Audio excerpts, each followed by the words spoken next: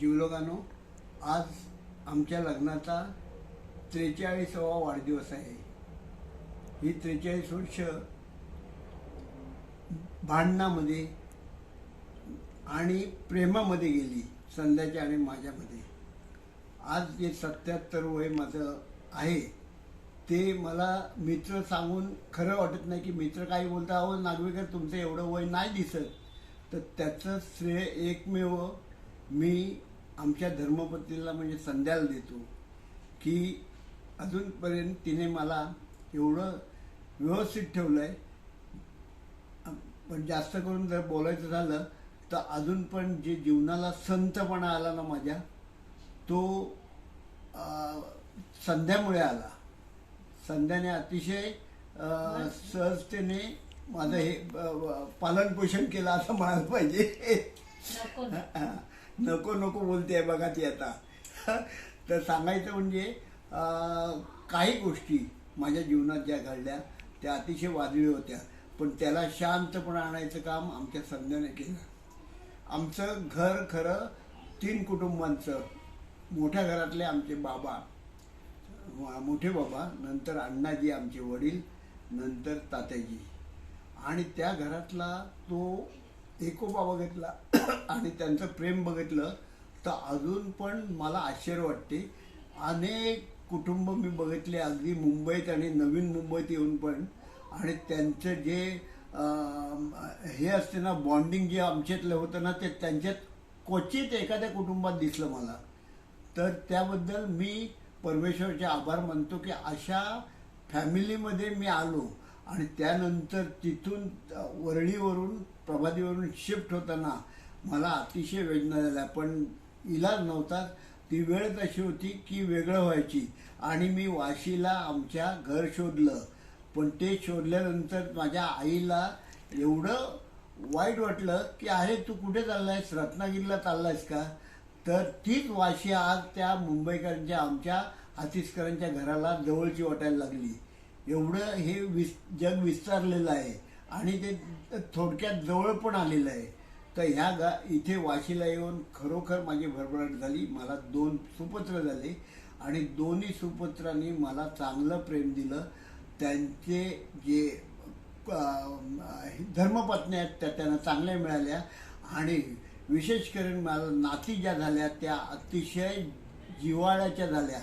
त्या मला बघून त्या विसरत नाही. आज माझं लग्नाचा 43वा वाढदिवस साजरा करताना योगायोगाने केतकीचा जन्मदिवस आजच होता, 2 डिसेंबरला. आणि तो आम्ही एकत्र साजरा करत असताना मला चिक्कार प्रसंग डोळ्यात पडून गेले की पाठीमागे काय घडलं. परवाचं जे वाढदिवस आम्ही साजरा केला तिचा 3-4 दिवस अगोदर, कारण सॅटर्डे संडे मिळावं म्हणून. तर त्यात सर्व लोक तुम्ही यायला पाहिजे होते असं मला वाटवतं. आणि जवळजवळ ते शक्य झालं आणि साध्य झालं ते तुमच्या सर्वांच्या प्रेमामुळे. काही लोक जे आले नाहीत ना त्यांचं मी अजून पण वैयक्तिक त्यांना फोन करून सांगतो की अरे बाबा तुम्ही असतात तर मला म्हणजे ह्याला पूर्णत्व आलं असतं आमच्या सोहळ्याला. ते इतकं सुंदर दिलं. तर आमच्या वरुणने आणि सुनेने एवढं सुंदर ते आयोजन केलं. 7-8 दिवस जाऊन तिकडे ते रिसॉर्ट त्यांनी बुक केलं, तो त्रास घेतला. त्यानंतर आमच्या सिद्धार्थनी, श्यामनाने, विशेष करून श्यामनाने त्या आमच्या नातीला म्हणजे केतकीला एवढा जीव लावला की ती तिच्याबरोबर एकदम जीवलग होऊन गेली. तो संध्याकाळची जी वेळ होती ना ती फार महत्त्वाची होती, कारण झोपेची वेळ होती. तरी पण आमच्या घरी नवीन आलेल्या त्या बाळाने म्हणजे केतकीने आम्हाला संपूर्ण सहकार्य केलं. आणि तो प्रसंग एकदम सुंदर. फक्त 2-4 व्यक्ती जरा लेट आल्या त्याचं मला अतिशय मी खेद व्यक्त करतो. आणि ते थांबायला पाहिजे होतं, पण तिकडे ना आम्ही थांबवू शकलो नाही, कारण तिने झोपेने एकदम पेंगुळली होती आणि तिने मग आम्हाला तो समारंभ आटोपता घ्यायला.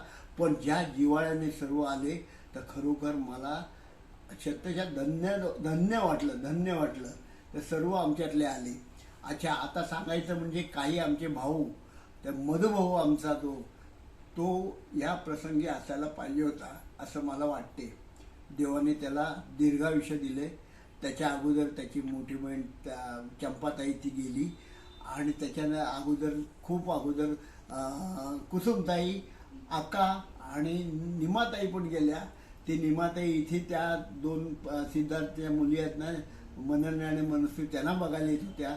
तर तिला ते बघायला म्हणजे मला त्या काही गोष्टी जे खंत लागलेली आहे ना, ती ही लागलेली आहे की माझ्या बहिणीने त्या मुलीला बघायला पाहिजे होतं आणि ती करंज्या तयार करत होती आणि ती घेऊन येत होती, पण ते तिला शक्य झालं. म्हणजे काही गोष्टी आहेत ना, त्या आपल्या हातात नसतात, त्या वेळच्या वेळेस करायचं होतं असतात. ते लक्षात आलं माझ्या. उदाहरणार्थ आत्ता जो नवीन व्हेरियंट आलाय ना, त्याच्याबद्दल माझ्या मित्रांनी पण सकाळी बोलले की अरे वाढदिवस साजरा केलास, मग किती व्यवस्थित वेळ निवडलीस. तर म्हटलं कसं काय बाबांनो, तर टी व्ही बघा तुम्ही, टी व्हीवर नवीन व्हेरियंटबद्दल येते आहे आणि त्या ह्याच्यात जर ते हे झालं तर पोलिसांचे रिस्ट्रिक्शननी येईन ते तुमचं भंडावून गेलं असतं आणि सर्व मांगल्य जे प्रसंगाचं ते नष्ट झालं असतं तुमच्या. तर देवाने व्यवस्थित तुम्हाला दिलं, ती जागा व्यवस्थित मिळाली आणि अजून आम्हाला वाटते की प्रत्येक वर्षी तिकडे जावं आणि आपला जो हे आहे ना तो एकत्रित साजरा करावा असं वाटते. दुसरी गोष्ट, आमची नवीन सून जी वरुणची हे मिसेस आहे ती नूतन, तिने एवढं जीव ओतून इकडे हे समारंभ हे केला की आम्हाला ते विसरता येणार नाही आणि सर्वांना आपुलकीने तिने हे केलं, त्यांचं स्वागत केलं आणि त्या ह्याच्यात तिचे पण मला आभार मानायचे. नूतनने अतिशय व्यवस्थित केलं. आता राहिलं जे 2 मधुभाऊबद्दल बोललो, नितीन आणि राजेंद्र, ह्या 2 भावांची मला आठवण आली. ते असायला पाहिजे होतं. तर परमेश्वराला मी सांगतो की त्यांना व्यवस्थित हे दे वरती आणि वरून त्यांनी नक्कीच आशीर्वाद दिले असतील, ही माझी भावना आहे. आता राहिल्या आता ज्या जुन्या माझ्या वहिनी बहिणी त्यांचं वाढदिवस साजरा करायचा, माझा वाढदिवस 2 वर्षापूर्वी मला साजरा करायचा. सर्वांनी सुचवलं की आपण बोरली पंचतनला जाऊया, दिवे आगारला. ती जागा फार छान आहे आणि माझ्या मनात पण ती जागा भरली होती, पण देवाच्या मनात काय निराळच असते. तर त्यांनी ते आम्हाला मान्य करायला दिलं नाही. करोना आला आणि ते नंतर माझा 75वा वाढदिवस मी जवळजवळ विसरलो. तो परवा आमच्या चिरंजीव वरुण आणि यांनी गपचूप सिद्धार्थने वगैरे ठरवलं आणि तो माझा वाढदिवस साजरा केला तिकडे. तर त्या ह्याच्यात एवढी घाई गडबड झाली की मला काय बोलायचं आणि काय नाही ते राहूनच गेले. भांबवलं होतं मी. त्याच्यात त्या मेणबत्त्या पेटवायचे असतात, लायटिंग करायचं होतं, ते पण राहिलं. ते सर्व समजतं, पण एक वेगळीच मजा आली त्याला आणि सर्वांनी तो प्रसंग एन्जॉय केला. तर प्रत्येकाच्या वहिनीने माझ्या किंवा बहिणीने माझ्या जे मला प्रेम दिलं किंवा माझ्या बहिणीच्या मुलीने वर्षासारख्या वगैरे ज्या आहेत ना, त्या आमच्या भाऊची मुलगी दिदी, तिने एवढं ती येऊ शकली नाही, पण तिने सर्व ते हे पाठवलं, प्रेम पाठवलं सर्व आणि त्यावर भरून पावलो मी. आमचा शेखर आजारी होता, तो शेखर आला असता तर मला आनंद वाटला असता, पण तो त्याची आठवण आम्ही काढली. सुजाता आणि इतर जे आहेत ना त्यांचे मी फार आभारी आहे. इतर कोणाचे राहिले असले आभार मानायचे तर मला माफ करा, पण सर्वांनी मला एकदम मनापासून सहकार्य केलं. धन्यवाद.